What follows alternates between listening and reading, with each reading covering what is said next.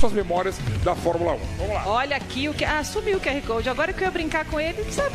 Aqui o QR Code. Olha o QR Code aqui, gente!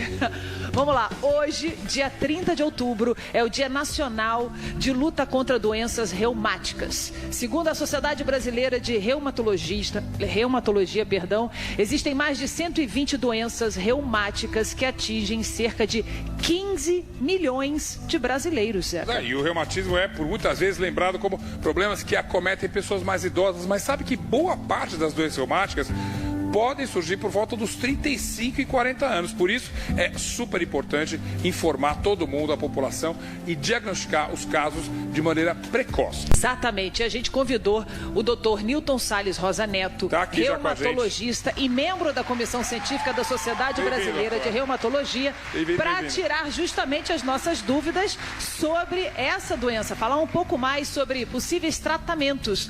Muito boa noite, seja bem-vindo. Boa noite, Glenda. Boa noite, Zé. A gente já falou aqui, olha, você pode talvez pensar em se preocupar com reumatologia com 35 anos. As pessoas não acreditam muito nisso ainda, né? Qual é a conscientização que as pessoas têm disso? Na verdade, as doenças reumáticas, elas não têm faixa etária. Tem até doenças mais cedo, pode criança, ser. Adolescente, adulto jovem. Então, a gente tem todas as faixas etárias. Agora, como detectar antes que apareçam os primeiros sintomas? Existe o exame de sangue? Existe algum exame que possa ser feito? Nem sempre o exame de sangue vai te dar essa dica. Então, a gente sempre orienta os pacientes em relação aos sintomas. A reumatologia lida muito com dor, com inflamação, processos inflamatórios, rigidez. Então, esse tipo de sintoma, de manifestação, geralmente é o que leva o paciente a procurar o reumatologista. Existe algum alerta assim que a gente tem que ficar atento ainda jovem? Por exemplo, adolescente ou mais de 20 anos? Qualquer dor que demore mais que o tempo necessário para uma recuperação habitual, a gente já deve ficar alerta que pode ser uma situação que leve a uma doença reumática. Mas dor aonde, por exemplo? Dor articular, dor nas costas, dor no pescoço. Então, geralmente, a reumatologia lida muito com o sistema músculo-esquelético. Então, doutor, uma vez diagnosticado isso, eu tenho que cuidar para o resto da vida? Ou eu tenho momentos de melhora, assim? Qual é a evolução disso? Dependendo do tipo de doença, a gente tem que pensar sempre no futuro por conta de sequelas com deformidades, dificuldade de andar, de se alimentar, de usar o toalete. Então, são situações que a gente tem que pensar e tratar prontamente. Então, o diagnóstico precoce é importante e o tratamento adequado precocemente também é importante. Mas uma vez tratado, eu tenho ela sob controle ou eu vou ter que prestar atenção nisso para o resto da minha vida? Tem doenças que vão te acompanhar o resto da vida e eu preciso ter esse controle. Então, eu tenho que sempre tentar buscar um termo que a gente fala que é a remissão. A doença sob controle, que eu imagino que ela não vai progredir ao longo do tempo. Mas qual é o exame que detecta? Por exemplo, tem uma dor que está durando mais do que deveria durar. Qual é o exame que a gente pode detectar?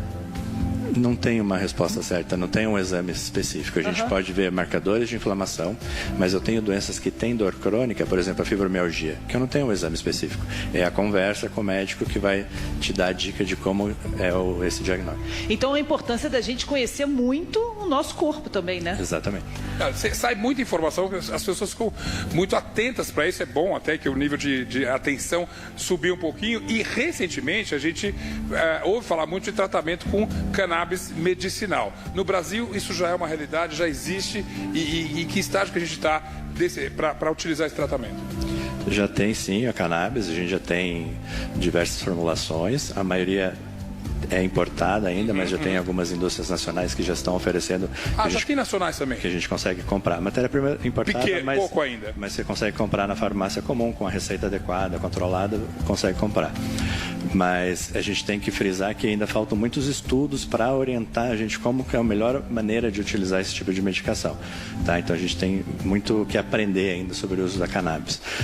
As doenças a gente tem tanto tratamento que seja a parte de reabilitação, a parte de fisioterapia, terapia ocupacional, que é muito importante para a gente, e as medicações, que muitas das medicações, dependendo do tipo da doença, a gente consegue obter um controle sem ter que necessariamente usar a cannabis. Mas a gente tem muito paciente que é refratário aos tratamentos habituais, e isso tem gerado uma discussão, uma demanda de tentar fazer uso desse tipo de medicação. Bom, eu sempre gosto de perguntar se a atividade física ela é muito importante para quem tem a doença. Essencial. É essencial no caso também?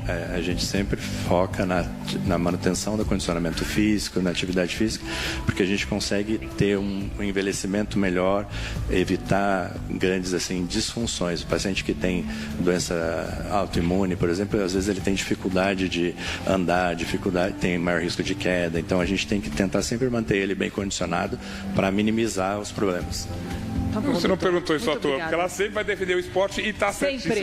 Eu sempre defendo atividade física. Toda vez que vem um especialista aqui, a gente trata de doença, trata de algum problema de saúde, eu sempre pergunto sobre atividade física. E o que a gente mais escuta aqui é quase que uma unanimidade. E que é uma boa notícia. Doutor Neto, super obrigado pelas informações. Eu que agradeço. Que você de casa possa ter juntado um pouquinho mais de informação sobre isso, justamente. Obrigado mais uma vez. Muito obrigado.